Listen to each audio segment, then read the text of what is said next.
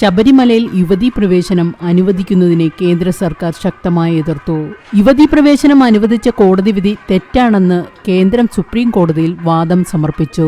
കേന്ദ്ര സർക്കാരിനു വേണ്ടി solicitor general Tushar മേത്തയാണ് 246 പേജുള്ള വാദം എഴുതി നൽകിയത്.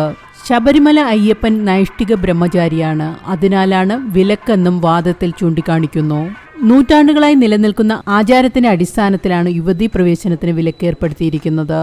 യുവതീ പ്രവേശനം അനുവദിച്ചാൽ ആരാധനയുടെ സ്വഭാവം മാറും. പുരുഷന്മാരും സ്ത്രീകളും ഉൾപ്പെടുന്ന ദശലക്ഷക്കണക്കിന് അയ്യപ്പ ഭക്തർ ഈ ആചാരം പരിപാലിക്കുന്നുണ്ട്. ഒന്നോ രണ്ടോ പേർക്ക് വേണ്ടി ഈ ആചാരത്തിൽ കോടതി ഇടപെടാൻ പാടില്ലെന്നും കേന്ദ്രം സുപ്രീം കോടതിയോട് ആവശ്യപ്പെടുന്നു. ശബരിമല യുവതീ പ്രവേശന വിലക്ക് ഏകപക്ഷീയമല്ല. ആരാധനാമൂർത്തിയുടെ സ്വത്വവും വ്യക്തിത്വവും പരിശോധിക്കാൻ കോടതിക്ക് അധികാരമില്ലെന്നും കേന്ദ്രം സുപ്രീം കോടതിയെ അറിയിച്ചു. ശബരിമല യുവതീ പ്രവേശന വിധിയെയും കേന്ദ്രം സുപ്രീം കോടതിയിൽ ശക്തമായി എതിർത്തു.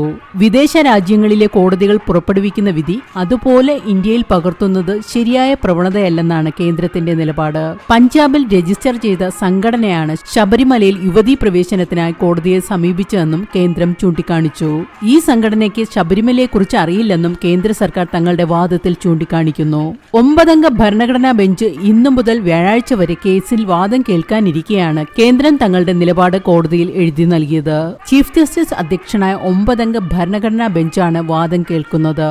യുവതീ പ്രവേശനത്തെ എതിർക്കുന്നവരുടെ വാദമാണ് ഇന്നു മുതൽ നടക്കുന്നത്. വിധിയുടെ പുനഃപരിശോധന ആവശ്യപ്പെടുന്ന സംഘടനകളുടെ അടക്കം 32 പേരുടെ വാദങ്ങളാണ് ഇതുവരെ സമർപ്പിച്ചത്.